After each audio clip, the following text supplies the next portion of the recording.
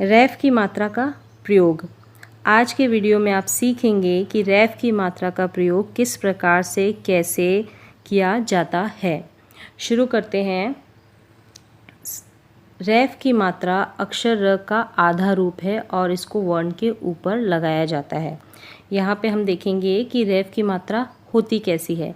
मतलब ये अक्षर र का आधा रूप है, तो ये अक्षर जो भी कोई अक्षर होगा उसके ऊपर लगाई जाएगी और अंग्रेजी के इंग्लिश के अल्फ़ाबेट सी आकृति की होती है। इस प्रकार से ये होती है रैफ की मात्रा। ये रैफ की मात्रा जो कि अक्षर के ऊपर लगाई जाती है और र का आधा रूप होती है। आगे देखते हैं।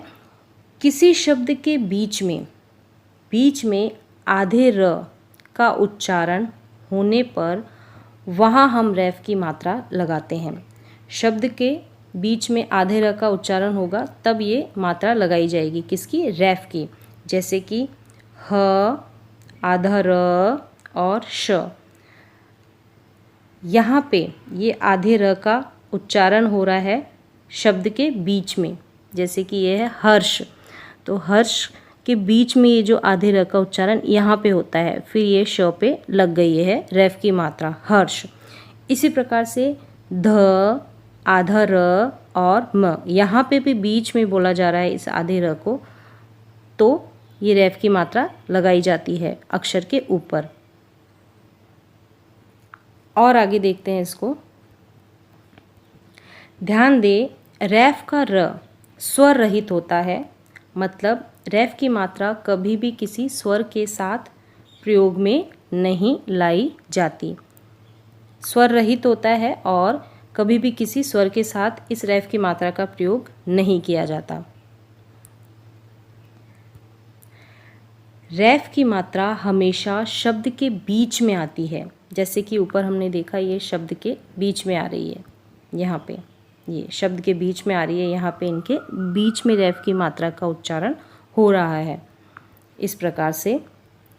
और देखते हैं यहाँ पे कि जहाँ पर रैफ की मात्रा का उच्चारण होता है, मतलब बोला जाता है उस रैफ की मात्रा को, वहाँ पर रैफ की मात्रा अपने अगले वर्ण पर लगाई जाती है। जैसे कि उदाहरण सहित हम समझेंगे, प, आधा र और व, तो ये व के ऊपर जाएगी रैफ की मात्रा अपने से अगले वर्ण के ऊपर। यहाँ पे अगर हम पहले ही प के ऊपर लगा देंगे तो ये गलत होगा। इसी प्रकार से दूसरा उदाहरण देखेंगे, क, आधा र और म, ये म के ऊपर जाएगी आधी र की मात्रा इस म के ऊपर। अगर हम क के ऊपर लगा देंगे ऐसे तो ये गलत होगी। पर्व, कर्म, इस प्रकार से।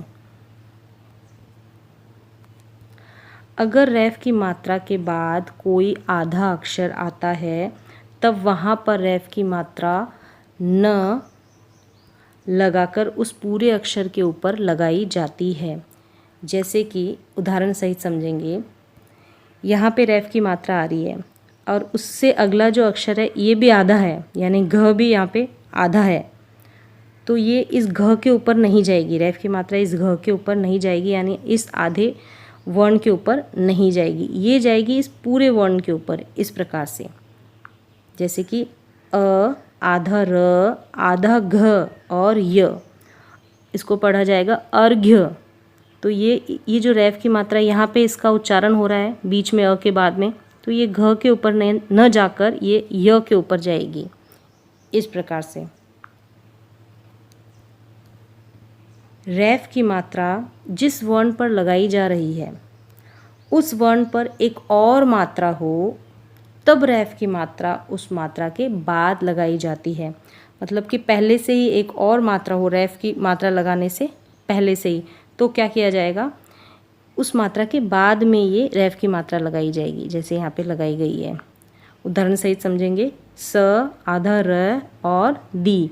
अब यहाँ पे है बड़ी ई की मात्रा, तो अब रैफ की मात्रा इधर नहीं लगाई जाएगी, ये लगाई जाएगी दी के बाद में, यानी बड़ी ई के बाद में।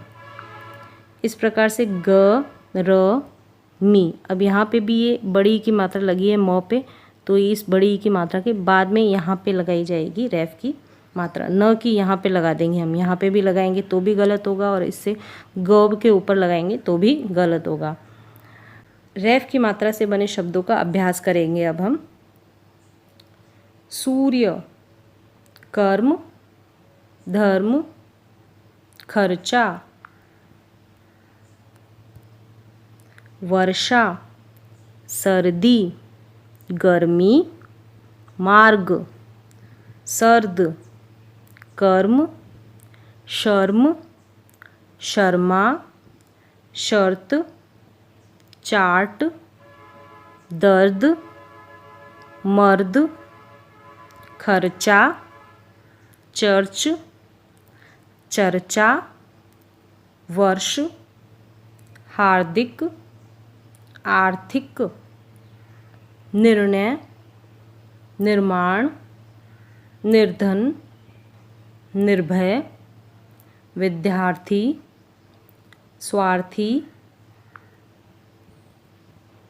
कार्यालय, निर्यात, मूर्ति, हर्ष, संघर्ष, गर्जन, दर्जन, आश्चर्य।